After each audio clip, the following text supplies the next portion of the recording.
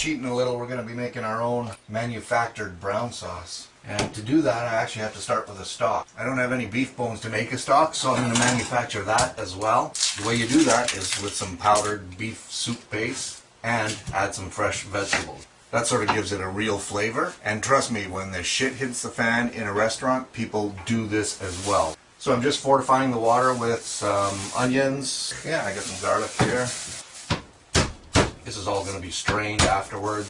Let's drop that in there. You kind of always want to have some beef soup base at home because for situations like this, could come in pretty handy. OXO cubes will do the trick as well. I like to put in a little bit of soy sauce.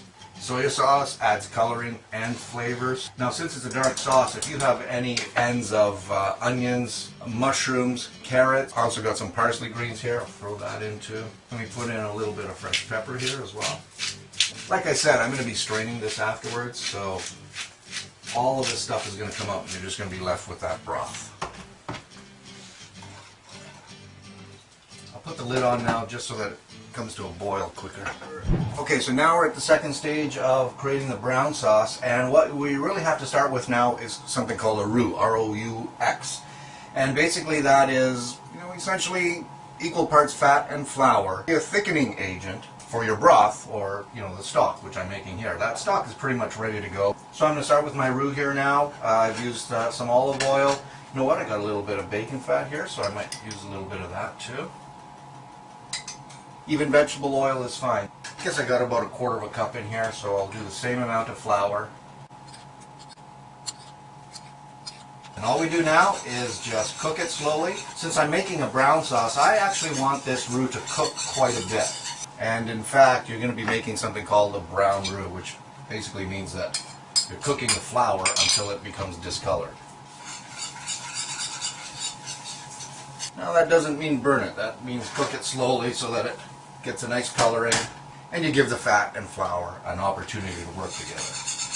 If I was making a blonde roux, I'd probably add a chicken stock or a fish stock to this right now because I don't want a sauce for chicken too dark.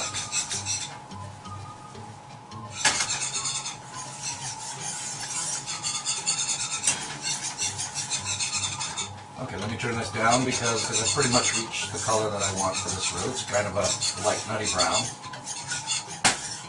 And the first step to our basic brown sauce is to add a stock to our roux.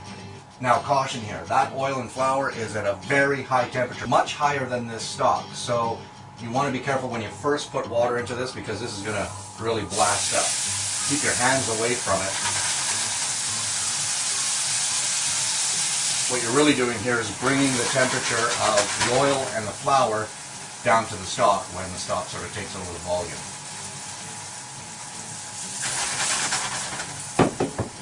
I'm going to need a lot more than that, but I'm just going to mix in some of the stock here right now.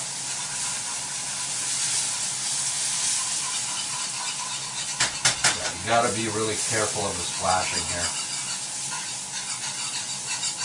So that roux has basically adopted all that stock, so let's add more.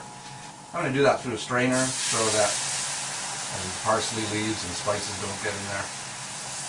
I want my brown sauce really basic, so I don't want any herbs or spices to be visible in there.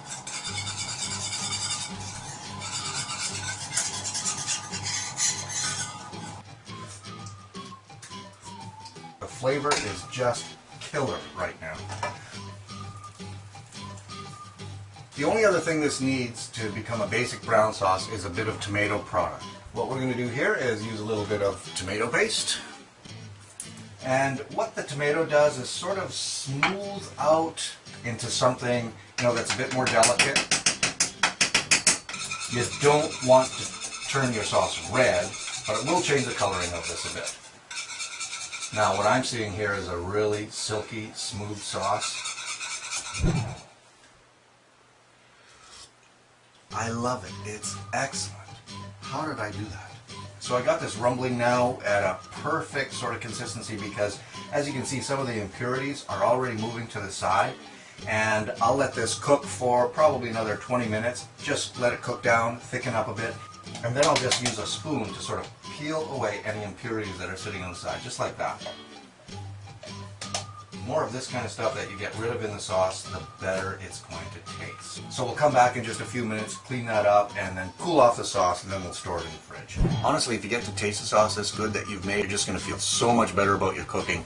Not only that, if you start your cooking with a sauce that tastes that great, then everything else, all of your end products are going to be that much better. And you're going to be really happy that you watched one basic video of how to make a simple brown sauce.